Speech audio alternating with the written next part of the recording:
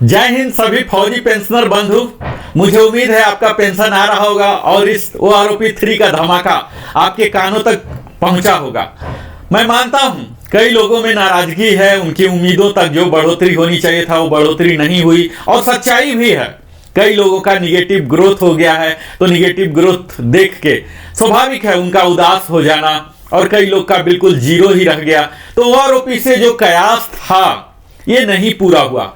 खैर, ये तो तथ्यों पर आधारित एनालिसिस है, व्यक्ति पर्सन टू पर्सन हो सकते हैं अलग अलग, लेकिन मेरा यह वीडियो आप सबों के लिए बहुत ही महत्वपूर्ण होने जा रहा है। आज का वीडियो खासकर उनके लिए जो X ग्रुप के बिलोंग करते हैं, क्योंकि इस वीडियो में मैं कवर करने जा रहा हूं कैसे क्या विसंगतियां आ गई, क्यों X ग्रुप में डिस्क्रिमिनेट कर दिया गया, स्पेशली 6 CPC के रिटायर्ड और 7 CPC के रिटायर्ड। क्या डिस्क्रिमिनेशन है? इसी तरह का डिस्क्रिमिनेशन आप 5th CPC और 6 CPC में भी देख पा रहे थे, जो कि MACP।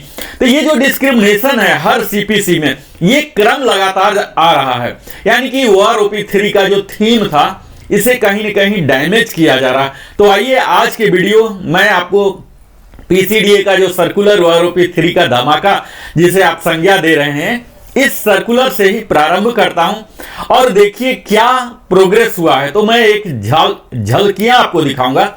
यह PCDA का जो सर्कुलर है हम सबों के लिए लागू होने वाला है, ऑलरेडी जारी हो चुका, यथाशीघ्र पेमेंट भी अब आ जाएंगे स्पर्श के थ्रू या बैंक के थ्रू। जैसे आप देख लीजिए 677 और 6 सितंबर 2024 को हुआ है। सारे जो डेजिग्नेटेड हैं बैंक के जो अधिकारी हैं इन सबको डिपार्टमेंट को गया है। यहां पूरे बारीकी से ये कवरिंग लेटर है, ये कायदे से डिफेंस मिनिस्ट्री का जो लेटर था, ये देखिए जो लागू हुआ, जारी हुआ था 4 सितंबर का, उसी का ये कवरिंग लेटर है। यहां पर इन्होंने टेबल विस्तार में दिया है। 121 टेबल हैं और 265 पेजेज हैं। इसी चीज को, इसी टेबल को इन्होंने एक कवरिंग लेटर दे दिया, अमली जामा पहना दिया। जो सिस्टम है, हम लोग सिस्टम में काम कर चुके हैं, हमें मालूम है कि किस तरह से सिस्टम वर्क करता है। तो PCDA का सर्कुलर जारी करने का उद्देश्य यही है कि इसे अब एग्जीक्यूटेबल बनाया जाए, पेमेंट की प्रक्रिया शुरू की जाए। तो जो जो कंसर्न है स्टेक होल्डर, सबके पास कॉपी जा रहा है। इसमें डिटेल्ड हाउ टू एग्जीक्यूट ये भी दिया हुआ है, किस टेबल में किस चीज को कवर किया गया है, क्या क्या एप्लीकेबिलिटी है, क्या क्या नॉन एप्लीकेबिलिटी है, कौन कौन से डिपार्टमेंट ऑर्गेनाइजेशन के कवर होंगे नहीं होंगे, हर टेबल के बारे में ब्रीफ में जानकारी दिया गया है। और अगर फिर भी किसी को डाउट होता है तो PCDA से कांटेक्ट करते हैं, वो क्लैरिफिकेशन जारी करते हैं। आप देख लीजिए कि यही सर्कुलर फॉर सुटेबल इंप्लीमेंटेशन, आप यहां देख पाएंगे कि यही 29th एड्रेसी जो हैं ऑफिसर IC स्पर्श core for suitable amendment in स्पर्श प्रोग्राम, यानी कि हमारा जो स्पर्श TCS के द्वारा जो सॉफ्टवेयर है इसमें अमेंडमेंट हो जाएगा। यानी कि हम सब उम्मीद कर सकते हैं कि सितंबर माह में हमारा एरियर भी आ जाएगा और बढ़ा हुआ पेंशन भी आ जाएगा, अगर आपका बढ़ रहा है तो यह तो हो गई सर्कुलर की बात, और यह हो गई डिफेंस पेंशन के जो पॉलिसी लेटर थे ये बात। अब इसी पर आधारित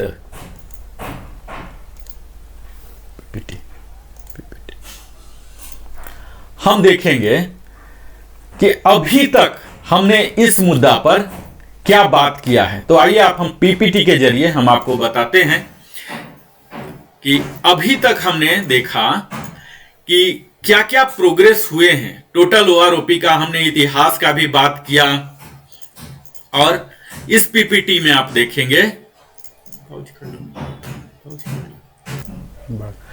तो आज हम आपको सीधे ही एक्सेल चार्ट में ले जाते हैं, जहां की अपने इस आज के वीडियो का मुख्य हिस्सा में लाता हूं, जहां की मैं कंपेयर करूंगा कि टेबल 8 जो एक्सक्लूसिव 7 CPC में ही रिटायर हुए हैं, X ग्रुप के, मैं बार बार बोल रहा हूं X ग्रुप के जो 7 CPC में ही रिटायर हुए हैं, उनका क्या पेंशन है, OROP 3 में क्या अमेंडमेंट हुआ वह देख लीजिए।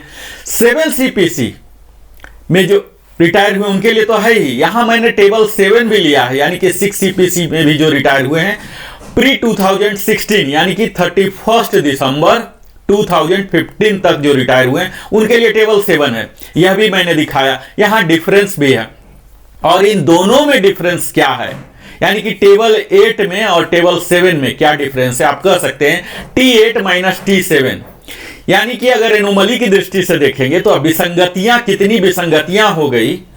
चूंकि अभी के समय में जो भी रिटायर होंगे तो 7 सीपीसी वाले ही रिटायर होंगे, तो निश्चित है कि 7 सीपीसी का ज्यादा डाटा मिलेगा। 6 सीपीसी रिटायर वाले तो अब कोई होंगे नहीं। तो इस तरह से विसंगतियां होते चली आई, और यहां देखिए कि हमें डिस्क्रिमिनेट किया गया है। ये सब देख सकते हैं। तो यह टेबल खासकर एक्स ग्रुप के लिए, दोनों के लिए इंपॉर्टेंट है, जो 6 सीपीसी में रिटायर हुए, जो 7 सीपीसी में। मैं वीडियो का आगे का एनालिसिस करूं इससे पहले मैं Narendra Kumar, wellness consultant, entrepreneur trainer, आप सबों से आग्रह करता हूं कि अगर आपने पहली बार चैनल में आए हैं तो अवश्य ही सब्सक्राइब करें, लाइक करें, कमेंट करें, अपने सगे संबंधियों के साथ साझा करें। इस वीडियो को बनाने में, रिसर्च करने में हमारी एडिटिंग टीम को काफी मेहनत लगता है, और वो आपके सब्सक्रिप्शन से, लाइक से हमारा हौसला अफजाई होता है। और ग्रो करने का भी जो YouTube का एल्गोरिथम है ये इसी तरह से है कि तभी मौका मिलेगा जब ज्यादा से ज्यादा सब्सक्राइबर होंगे, हमारा भी मनोबल बढ़ेगा। तो आप अवश्य सब्सक्राइब करें। आगे हम बताते हैं। यहां देखिए सिपाही एंड इक्विवेलेंट, जो कि हमारे आर्म्ड फोर्सेस के पहला रैंक होते हैं, यहां स्टार्टिंग है। यहां 6 महीने से लेकर 10 साल तक इस टेबल में आप देख पाएंगे। सबसे पहला आप टेबल नंबर 8 यानी कि 7 सीपीसी में रिटायर वाले को देख लीजिए। जो लेटेस्ट बेसिक है 16550 है, बढ़ोतरी हुई है। यहां क्या डिफरेंस है यह भी आप देख पा रहे हैं। यहां देखिए 1300 का डिफरेंस है। यहां टेबल 8 में आप देखेंगे कि हर कोई को यहां पॉजिटिव ग्रोथ मिला है। कितना बड़ा फिगर है यह देख लीजिए टेबल 8 में। वहीं टेबल 7 में देख लीजिए कि कितने छोटे छोटे ग्रोथ का फिगर है। यहां तक कि 0 भी है और 1 रुपीज भी है और माइनस भी है। अल्टीमेटली आप देखेंगे कि दोनों के टेबल 8 के सिपाही 6 महीने के 16550 ले रहे हैं, जबकि टेबल 7 के OROP 3 15250 ही ले रहे हैं। आप यहां टोटल देख लीजिए, समरी ही मैं बता देता हूं कि 1300 पर मंथ का नुकसान हो रहा है 6 सीपीसी में रिटायर होने वाले को। सबसे पहला तो एनोमली यही है कि इसे दूर किया जाए।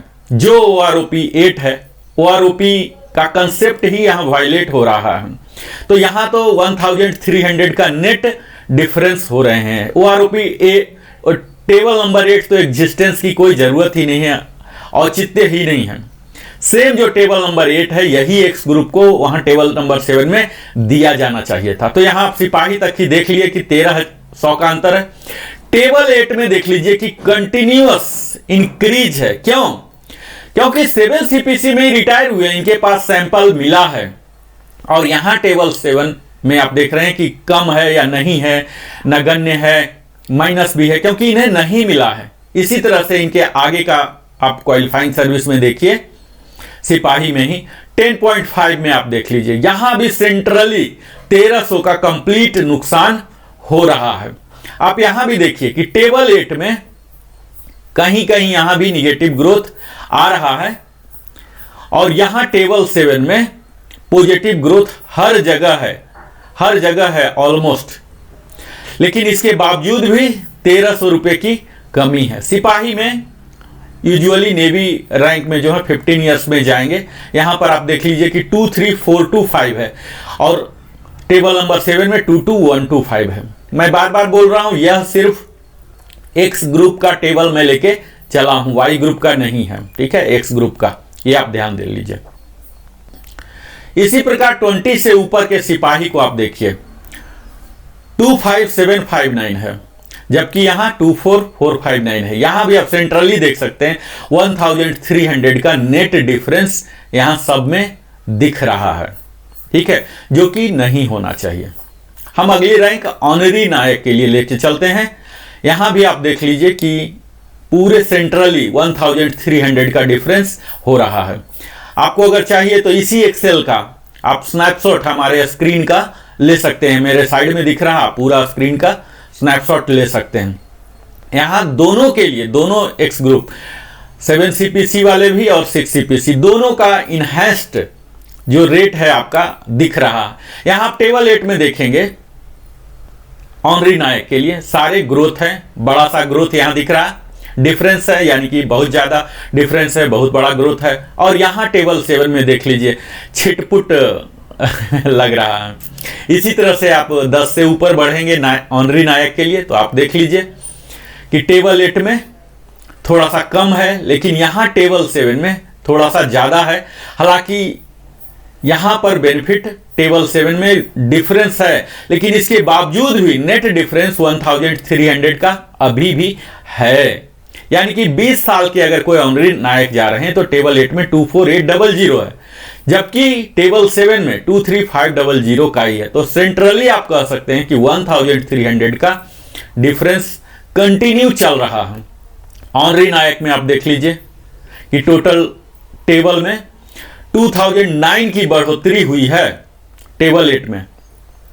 यहां देख लीजिए बढ़ोतरी तो 2890 दिखने में तो उससे बड़ा बढ़ोतरी दिख रहा है, लेकिन तब भी 1300 का डिफरेंस है ही एक्स ग्रुप के लिए। अगला रैंक है नायक एंड इक्विवेलेंट, जो कि नायक में काफी लोग जाते हैं 15 साल में, तो यहाँ 10 साल वाले कम ही होंगे, medical board out invalidate out वाले होंगे। तो यहाँ टेबल 8 में देखिए कि काफी अच्छा इजाफा है कम क्वालिफाइंग वाले के अभी, लेकिन टेबल 7 में बहुत ही कम है या निगेटिव है। इसमें अलग अलग रेट डिफरेंस होने लग गए हैं। यहाँ आप देख लीजिए कि 4 साल तक 1300 और उसके बाद जो डिफरेंस है और भी ज़्यादा होने लगा है, यानी कि 1960 तक का भी डिफरेंस होने लगा है टेबल 7 और टेबल 8 में। इसी प्रकार आप देखेंगे 10 साल से ज़्यादा के लिए यहाँ डिफरेंस देख लीजिए कि कपल के लिए, नायक के लिए कितना ज़्यादा है, 1012 रुपीज़ है। टेबल 8 में बढ़ाया गया है यहाँ तक 14.5 तक, टेबल 7 में घटाया गया है, टोटल निगेटिव है यहाँ तक 17.5 तक। 17.5 से थोड़ा सा बढ़ना शुरू हुआ और 20 ईयर्स में 2075 का इजाफा हुआ है। और यहाँ पर आप देख पा रहे हैं कि दोनों का डिफरेंस सेम हो रहा है, यानी कि 17.5 में जाके इक्वल हो रहे हैं, टेबल 8 के बराबर हो रहे हैं, क्योंकि यहां पर से इनके जाने वाले ज्यादा हैं और इनको पूरा डाटा मिला है। अब ये सब देख लीजिए विसंगतियां का ही एक आज नायाब नमूना आप कह सकते हैं कि ये किस तरह से फनेल बने हैं। यहाँ इतने ज़्यादा हो रहे हैं और ज़्यादा क्वालिफाइंग सर्विस में गए हैं तो कुछ भी डिफरेंस नहीं, यानी कि यहाँ टेबल 8 वाले को भी मिलना था वो नहीं मिला, यहाँ पूरा निगेटिव रहा। तो ये सब विसंगतियाँ की आप पराकाष्ठा कह सकते हैं, इस प्रकार से किया गया है। इसे बिल्कुल सिंप्लीफाई रखना था, जो टेबल 8 का जो वैल्यू है OROP3 का, यही टेबल 7 में दे देना था, अलग टेबल 8 बनाने की कोई आवश्यकता नहीं है। यहाँ देख लीजिए अगेन फिर 22 से ऊपर के लिए कपल के लिए 0 कोई भी डिफरेंस नहीं हुआ, यानी कि इन्हें बढ़ा के इस तरह से बराबर कर दिया गया। हालांकि इसमें एप्लीकेबिलिटी बहुत ही कम होंगे। अगला में ऑनरी हवलदार भी कम ही लोग बनते हैं, जो हवलदार नहीं बन पाते हैं, नायक ही रहते हैं, तो उन्हें ऑनरी हवलदार दे दिया जाता है। यहाँ देखिए कि OROP 8 में टेबल 8 में अच्छा खासा इजाफा है 10 साल तक, बाकी टेबल में भी यही रहा है। टेबल 7 में देख लीजिए यहाँ निगेटिव ग्रोथ है, फिर भी यहाँ डिफरेंस आपको दिख रहा है 1300 या उससे ऊपर भी। यहाँ 10 ईयर्स में 1960 भी दिख रहे हैं। इसी के 10 साल से ऊपर में जाएंगे तब आपको अगेन फनेल बनता हुआ दिखेगा। यहाँ देख लीजिए कि टेबल 8 में फिर से निगेटिव ग्रोथ है, 15 के बाद निगेटिव और बहुत ही कम है, और टेबल 7 में पूरा निगेटिव ही है और यहाँ पॉजिटिव हुए हैं 17.5 में, यानी कि यहाँ पर 0 हो गए T7 minus T8 minus T7 में जाके, तो यहाँ 0 यानी कि दोनों बराबर कर दिए गए हैं। यहाँ देख लीजिए अगेन 20 में टेबल में पूरे टेबल 8 में ऑनरी हवलदार के 20 प्लस जो कि जाते हैं, यहाँ पॉजिटिव ग्रोथ दिख रहा है, अच्छा खासा फिगर दिख रहा है। टेबल 7 में भी काफी अच्छा खासा दिख रहा। और यहां देखिए टेबल 7 टेबल 8 दोनों बराबर हो चुके हैं, यानी कि 20 साल के हैं तो उसके ऊपर वाले को बिल्कुल टेबल 8 के एट पार कर दिए गए हैं। अब मैं बात करता हूं हवलदार एंड इक्विवेलेंट, जिस पर कि मैं विशेष जोड़ दूंगा, क्योंकि अधिकतम लोग हवलदार रैंक पर रिटायर होते हैं, एयरफोर्स में सार्जेंट पर रिटायर होते हैं। यहां आप देख लीजिए कि कम सर्विस वाले जो 10 साल तक वाले हैं, ये तो बड़े कम ही होते हैं, क्योंकि पेंशनेबल नहीं हो पाएंगे अनलेस कि कोई उनके पास वैलिड ग्राउंड ना हो, इनवैलिडेटेड आउट ना हो, मेडिकल बोर्ड आउट ना हो, तब तक तो इस पर बहुत ही कम होंगे। यहां देखिए टेबल 8 में निगेटिव ग्रोथ है, यहां टेबल 7 में भी निगेटिव ग्रोथ है, जो कि निगेटिव नहीं होगा, तो इस पर मैं बात नहीं कर रहा। हालांकि यहां भी निगेटिव ग्रोथ दोनों जगह है, फिर भी आप OROP का जो हमने कंपेयर किया है 3 का टेबल 8-7, यहां देख लीजिए कि सब में पॉजिटिव आए हैं, यानी कि अभी भी निगेटिव ग्रोथ के बाद भी टेबल 7 वाले जो मेजॉरिटी ऑफ द पेंशनर जो एज ऑफ नाउ हैं, क्योंकि 7 CPC तो 16 के बाद आया तो 8 ही साल हुए, लेकिन 8 साल को हटा दीजिए तो उससे पीछे वाले 23 तक ही कंसीडर किया गया, तो इस 7 साल से पीछे वाले जितने भी हैं majority of the people table 7 में ही कवर हो रहे हैं। तो इन सबों का इतना का नुकसान हो रहा है इस एनोमली के कारण। यहां देख लीजिए हवलदार रैंक में टेबल 8 में निगेटिव ग्रोथ हो रहे हैं, टेबल 8 में निगेटिव ग्रोथ हो रहे हैं, -17 ईयर्स तक हो रहे हैं, उसके बाद बढ़ना शुरू हुआ और 20 ईयर्स के सार्जेंट जो काफी जाते हैं 1350 का टेबल 8 में इजाफा हो रहा है। यहां टेबल 7 में भी देखिए कि निगेटिव ग्रोथ चल रहा है और 17 के बाद ठीक वही ट्रेंड्स यहां भी है, 17 के बाद यानी कि 17.5 के बाद पॉजिटिव ग्रोथ स्टार्ट हुआ है और दिखने में आपको लगेंगे कि 20 इयर्स के सार्जेंट जो एक्स ग्रुप के हैं 2525 का इजाफा हुआ है, लेकिन अभी भी उन्हें 1375 कम मिलेगा 7 CPC में जो रिटायर हुए हैं। ये टोटल है, राइट साइड में मैं ग्रे बैकग्राउंड में रखा हूं, आप ये फिगर देख लीजिए कि इतना का डिफरेंस हमें अभी भी है। ठीक है, मैं पूरे एक्सप्लेन नहीं कर रहा हूं, सिर्फ लास्ट फिगर को कर दे रहा हूं कि 20 इयर्स में आपका पेंशन अभी 2760 है, मेजॉरिटी ऑफ द पीपल जो 6 CPC तक रिटायर हुए हैं, लेकिन यही 7 CPC वाले को 28635 मिलेगा, जो कि 1375 का डिफरेंस है। 2525 के बाद भी हम सबों को प्रयास करना है कि और कैसे 1375 लिया जाए। यही हवलदार रैंक में जब और आप ऊपर जाएंगे 20.5 में तो यही ट्रेंड्स आपको दिखेंगे। OROP 8 में टेबल नंबर 8 में अच्छा खासा इजाफा है, सबके लिए कुछ न कुछ दिया गया, पॉजिटिव ग्रोथ है। यही टेबल 7 में भी पॉजिटिव ग्रोथ है, लगभग सेम 1675, लेकिन इन दोनों के बावजूद भी यहां देखिए कि टेबल 8-7 में डिफरेंस है। कायदे से ये डिफरेंस नहीं होना चाहिए, यही आदर्श रूप होना चाहिए। तो यहां हर कोई जो 20 और उससे ऊपर जो हवलदार में गए हैं, दोनों टेबल के लिए उनके लिए तो सचमुच बल्ले बल्ले ही है, यानी कि 17.5 साल से ज्यादा जो भी सार्जेंट हवलदार रिटायर हुए हैं उनको कुछ ना कुछ मिला है, चाहे वो टेबल 7 से रेगुलेट हो रहे हो या टेबल 8 से, दोनों को कुछ ना कुछ मिला है। यहां देख लीजिए, अब यहां एक केस का स्टडी कर लीजिए कि 19.5 में गए हैं तो इनका 2050 आ रहा। क्यों? क्योंकि जो एवरेज मैट्रिक्स जो भी इस ब्रैकेट में रिटायर हुए होंगे तो निश्चित है बहुत जल्दी, ये जैसे एयरफोर्स की अगर बात करूं तो जल्दी LAC डायरेक्ट LAC बन गए होंगे, फिर कपल 5 साल में बनते हैं तो 5 साल में बने, फिर तुरंत सार्जेंट बने होंगे। तो सार्जेंट एज ए सार्जेंट 8-9 साल रहे होंगे, या स्पोर्ट्स कोटे के होंगे तो 10 साल 11 साल भी रहे होंगे, और प्री मैच्योरली रिटायर हो गए, तो काफी हाइयर स्केल में इनको सैंपल मिला है। उसका एवरेज इन्होंने 2023 का लिया और इस वजह से यहां देखिए कि इतना बड़ा उछाल है, 2050 का डिफरेंस आ जा रहा है। ठीक है, इसी कारण से तो इस तरह के जो एक आदमी के कारण पूरा चेंज हो गया। यहाँ 20.5 में देख लीजिए कि कोई गए हैं अगर तो 1050 यानी कि उस लास्ट रैंक को अधिक दिन तक होल्ड किए हैं। इनका बेसिक मूल वेतन जो था, मूल वेतन ही बहुत ज्यादा था, तो ज़्यादा पर इनका फिक्सेशन हुआ, ज़्यादा वाला यहाँ मिला, तो 20.5 में ऐसा मिला, लेकिन 21 में फिर से एवरेज के वैल्यू आ गया। तो काफ़ी यहाँ डिफरेंस आप देख पा रहे होंगे। हालांकि ये खुशखबरी ही है, आप कह सकते हैं कि बल्ले बल्ले जो ट्रेंडिंग लैंग्वेज है, आप कह सकते हैं कि बल्ले बल्ले ही हुए हैं हवलदार रैंक के। और जो भी है हमें खुश होते हुए, संतोष रखते हुए आगे की लीगल रिकोर्स जो हम बात करेंगे, किस तरह से इसे मोबिलाइज किया जाए, किस तरह से इसे आगे बढ़ा जाए, ताकि हम टेबल 8 के लिए प्रयास करें। जो एनोमली है टेबल 8 होना ही नहीं चाहिए, टेबल 8 का डाटा टेबल 7 में एक्स ग्रुप के लिए होना चाहिए। तो ये है, यहाँ आप देख लीजिए कि 28 साल तक टेबल 8 में भी पूरे दिए गए हैं, टेबल 7 में भी दिए गए हैं, लेकिन अभी भी डिफरेंस हैं। इसी तरह से ऑनरी नायब सूबेदार एंड इक्विवेलेंट में देख लीजिए, जो सूबेदार नहीं बन पाते तो 10 साल तक निगेटिव ग्रोथ है, क्योंकि इनको मिला नहीं है। लेकिन निगेटिव ग्रोथ दोनों साइड होने के बावजूद भी यहाँ टेबल 8-7 में डिफरेंस अच्छा खासा 1000 से ऊपर का ही दिख रहा है।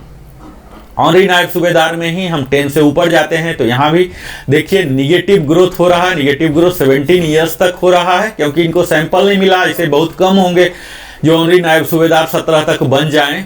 उसके बाद जो बन गए हैं और गए हैं तो 17.5 से मिलना शुरू हुआ है। और यही चीज, यही ट्रेंड्स दोनों साइड है। टेबल 7 में भी यही चीज है, बढ़ना शुरू हुआ है 17.5 में। तो 17.5 के बाद ही जाएंगे, तो यहाँ जब से जाने की आयु होती है तब से उनको बढ़ोतरी हो रहा है। लेकिन यहाँ जो फाइनल लाइन है मेरा आज का टेबल जो दिखाने का है, टेबल 8-7, यहाँ आप देख पा रहे होंगे T7-8 एक एरर है, टाइपिंग एरर। ये कायदे से T8-T7 है, ठीक है। आप यहाँ देख लीजिए कि कितना ज़्यादा डिफरेंस हो रहा है। तो हमने अभी तक देखा कि किस प्रकार एनोमली है। ऑनरी नायब सूबेदार में आप देखिए, जो कि हमने आपको बताया है 6 महीना में पूरा निगेटिव ग्रोथ है, 6 महीने से 10 तक में, और 10.5 से फिर 17 तक करीब निगेटिव है दोनों टेबल में। निगेटिव के बावजूद भी यहाँ जो OROP का 3 का T8-T7 है, ये काफ़ी अच्छा 4 डिजिट में है, ठीक है। 17.5 के बाद यह काफ़ी अच्छा फिगर दिख रहा है। ऑनरी नायब सूबेदार जो भी बहुत ही कम रिटायर होते हैं, मैक्सिमम या तो हवलदार में चले जाएंगे, लेकिन जो बन पा रहे हैं उनके लिए यह टेबल इंपॉर्टेंट है, खासकर एक्स ग्रुप का। मैं बार बार बोल रहा हूँ, यहाँ देखिए किस तरह से फनलिंग हुआ। 24.5 तक 238 की बढ़ोतरी हुई है, और 25 ईयर्स से दोनों टेबल बराबर हो गए, यानी कि 0-0 आ गए हैं, ये बराबर हो गए, ठीक है। अब आगे हम आर्टिफिशियल 3-1 जो नेवी के बहुत कम ही बनते हैं, नेवी के जो हैं ये आप देख लीजिए। यहाँ 10 साल तक सेम पैटर्न है, यहाँ भी 10 साल तक निगेटिव ग्रोथ है दोनों टेबल में। लेकिन निगेटिव के बावजूद भी यहाँ जो रिजल्टेंट है T8-T7 यहाँ 4 डिजिट में है। फिर से 10.5 के ऊपर आप अगर जाते हैं तो यहाँ देखिए यह टेबल पूरे एक्स ग्रुप के लिए डेडिकेटेड है। यहाँ आप देख लीजिए कि 17.5 के लिए 333 का ग्रोथ हो रहा, और यहाँ 942 का। लेकिन यहाँ देख लीजिए फाइनल डिफरेंस अभी भी 1793 का हो रहा है, इतनी बढ़ोतरी के बाद भी। तो यहाँ आप 18 ईयर्स में देखिए 608 है, और इस तरह से दोनों का डिफरेंस बढ़ता ही जा रहा है। अगले जो फाइनल हैं 20.5 से ऊपर वाले के लिए यहाँ भी अच्छा खासा डिफरेंस है अभी T8 और T7 में, ठीक है। अगला हम आते हैं नायब सूबेदार एंड इक्विवेलेंट, जो कि आर्मी में काफ़ी धुआंधार इस संख्या में इस रैंक में जाते हैं, JWO या CPO जाते हैं। यूजुअली 20 से ऊपर ही यह रैंक मिलता है, 20 के आसपास 18-17 से भी मिलना शुरू हो जाता है। तो 10 साल तक यहाँ देखिए निगेटिव ग्रोथ है, दोनों जगह निगेटिव ग्रोथ है, तो इसलिए मैं अपने एनालिसिस से बाहर रखता हूं। लेकिन इसे एनालिसिस में इसलिए ले रहा हूं, T8-T7 देख लीजिए कि कितना बड़ा वैल्यू है। तो जो भी मेडिकल बोर्ड आउट हैं उन लोगों को इतना का नुकसान आज हो रहा है, ये विसंगतियां टेबल 8 इंट्रोड्यूस करके। टेबल 8 इंट्रोड्यूस हुआ था OROP 2 से ही, तब से ही विसंगतियां का भरमार लगे जा रहा है। यहाँ देख लीजिए आगे जब हम बढ़ते हैं तो 10.5 से निगेटिव ग्रोथ है, 0 ग्रोथ है, और 20 तक ऑलमोस्ट 0 है या निगेटिव है। टेबल 8 में कोई बढ़ोतरी नहीं हुआ। टेबल 7 में भी लगभग यही चीज दिख रहा है, निगेटिव ग्रोथ है। लेकिन इस निगेटिव के बावजूद भी यहां देख रहे हैं कि 2 से 2500 एवरेज वैल्यू ले सकते हैं, 2500 का अंतर नायब सूबेदार का यहां हो रहा है। यानी कि JW ही एक 7 CPC में रिटायर हुए और एक 6 CPC में, 2-2000 का यहाँ 20 ईयर्स में। ये तो बहुत ही ज्यादा देख लीजिए आप अंतर। 20 ईयर्स में अगर कोई JW बन के रिटायर हुए हैं 7 CPC में, तो उनका मूल पेंशन 30725 होगा, जबकि 7 CPC में हुए 27260। ये बड़ा ही अद्भुत अजीब आपको लगेगा, 3465 का डिफरेंस हो रहे हैं। सिर्फ हो सकता है इस ब्रैकेट में 6 to 7 6 महीने का, साल भर का मिनिमम, ये भी हो सकता है।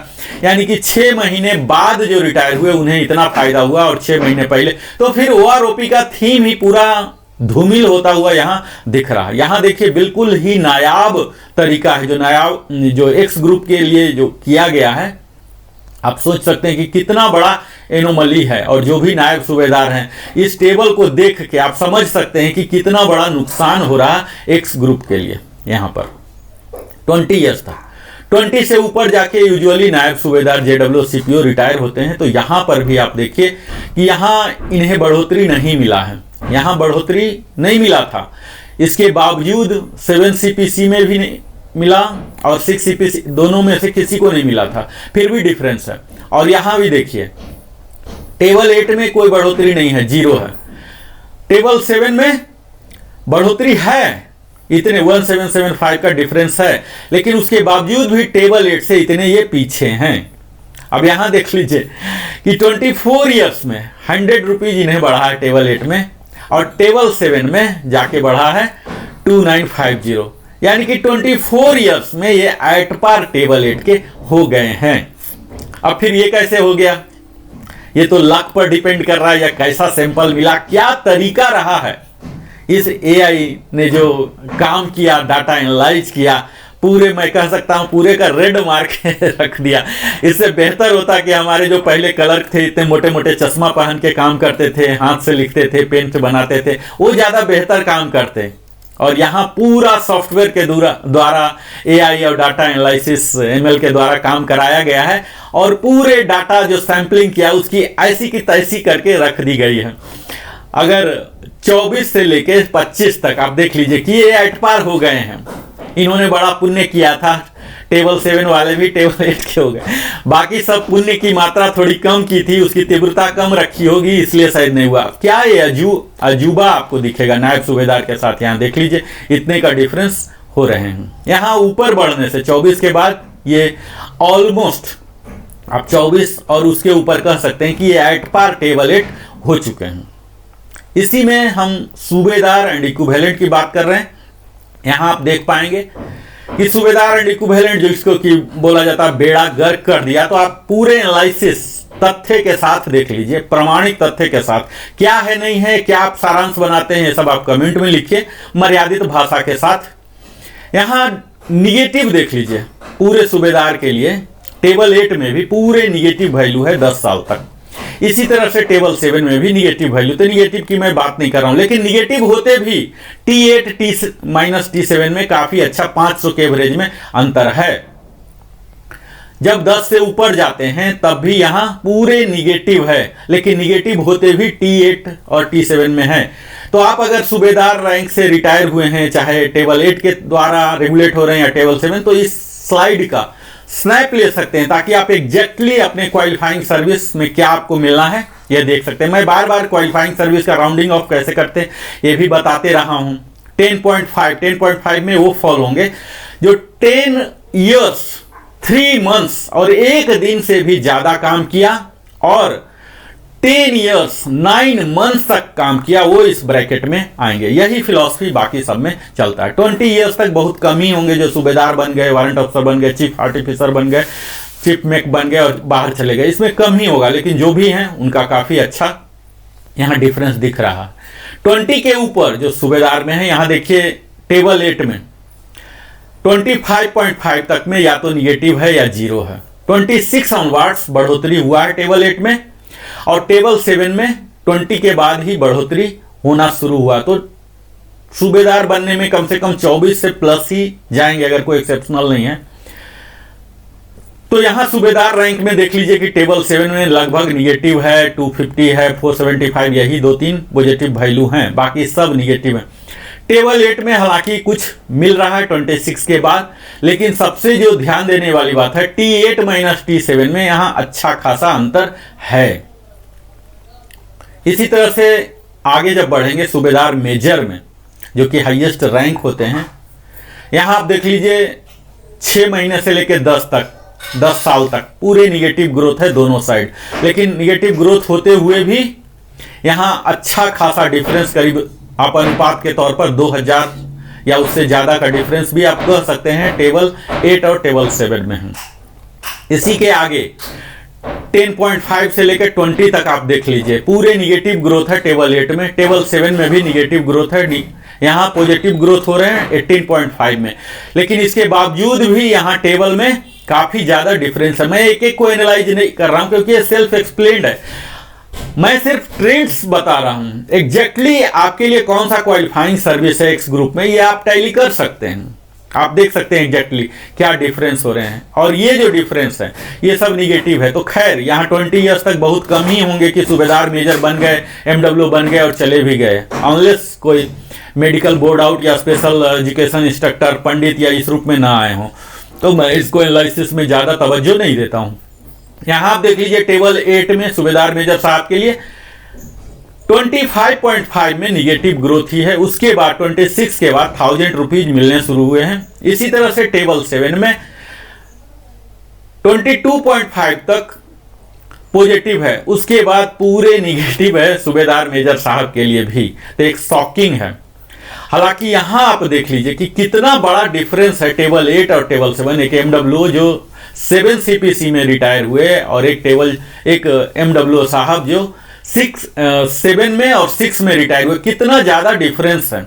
रिटायरमेंट शुरू होगा यही 28 के आसपास, तो 5475 600 इसके ऊपर DA भी लगने हैं। तो इतना ज्यादा का डिफरेंस यहां आ रहा है। इतना सारे डिफरेंस के बावजूद भी टेबल 7 में इन्होंने निगेटिव ग्रोथ दिया, क्योंकि जो रिटायर हो रहे हैं वो 7 CPC के तहत, तो इनको टेबल 7 के लिए सैंपल मिला ही नहीं। लोअर रैंक वाले मिले, जो क्रीम वाले थे, जो हायर रैंक में ज्यादा समय तक रहे, वो सब 7 CPC से ही रिटायर हुए, तो टेबल 8 में आ गए। तो टेबल 6 में अब कहां मिले, टेबल 7 में कहां मिलेगा। इसलिए ये सब कमियां हुआ है। इसी तरह से आप आगे देखेंगे जो फाइनल हमारा टेबल है सूबेदार मेजर का, MW का, यहां टेबल 8 में पॉजिटिव ग्रोथ है 1000 रुपीज कम से कम। और यहां तो 33 एंड एबव के लिए 6375 तक का डिफरेंस है, 46300 कर दिया गया है, जो कि HF बाउंड्री रैंक के बराबर ही कर दिया गया। टेबल 7 में इन्हें डिफ्रेंशिएट किया गया। अब देख लीजिए कि जो भी MW साहब रिटायर हुए हैं 32 और उससे ऊपर 7 CPC के बाद, तो HFO के बराबर मान लिए गए हैं। जबकि वही जो 6 CPC में रिटायर किए गए हैं तो 42650, यहां देख लीजिए कि 3650, और यहां एट पार हो गए हैं 7 CPC में 31 से लेकर 32 तक एट पार हो गए, 00 है। तो ये तो हमारी राम कहानी, यही सूबेदार मेजर का जो है यही ACP A ACP B है। अगर आप इसमें फॉल होते हैं तो आप इसका स्लाइड ले लीजिए, ये देख लीजिए। तो यहां आज मैंने सारे रैंक का कवर किया, जिसमें कि मूलतः मैं यह दिखाने का प्रयास किया कि किस प्रकार टेबल 8 को अलग बनाकर कितने डिस्क्रिमिनेट किया गया है। यह एक नायाब तरीका है डिस्क्रिमिनेट करने का, जो अंग्रेजों की पॉलिसी होती थी डिवाइड एंड रूल। तो यहां एमंग एक्स ग्रुप भी आप देख पा रहे हैं कि 2 तरह का बंटवारा कर दिया गया कि आप 6 CPC में रिटायर हुए या 7 CPC में। जबकि OROP का मतलब ही यही है कि जो कभी भी कहीं भी रिटायर हुए किसी साल, उन सबका पेंशन समान होना चाहिए। लेकिन यहां पेंशन समान नहीं हो रहा। और जहां तक कि डिप्लोमा स्ट्रीम, तो हर कोई सेम ट्रेनिंग किया, उतना ही पीरियड के लिए किया, फिर ये डिफरेंस क्यों। तो ये सब चीज हमें आगे देखना है। हमने विशेष जोड़ दिया नायब सूबेदार के लिए और हवलदार के लिए, क्योंकि इसमें ज्यादा लोग रिटायर होते हैं, मैं ज्यादा समय दिया। मुझे उम्मीद है कि इन सब जानकारी से आप अपने आप को सशक्त बनाएंगे और लाभान्वित करेंगे। हम आज के वीडियो में सर्कुलर भी दिखाया और फिर यह भी दिखाया कि कैसे करके यह टेबल हमारे लिए लागू किया गया। बहुत बहुत धन्यवाद, आप हमारे साथ निरंतर बने रहते हैं इसके लिए। और अगर अभी तक आपने हमारे चैनल को सब्सक्राइब नहीं किया है तो अवश्य ही सब्सक्राइब करें, लाइक करें, कमेंट करें। मैं फिर से और भी नए नए वीडियो के साथ आपके समक्ष आऊँगा और नई नई जानकारी दूंगा। तब तक बहुत बहुत धन्यवाद हमारे साथ अपने जीवन का बहुमूल्य समय देने के लिए। फिर से मिलता हूँ। जय हिंद, वंदे मातरम।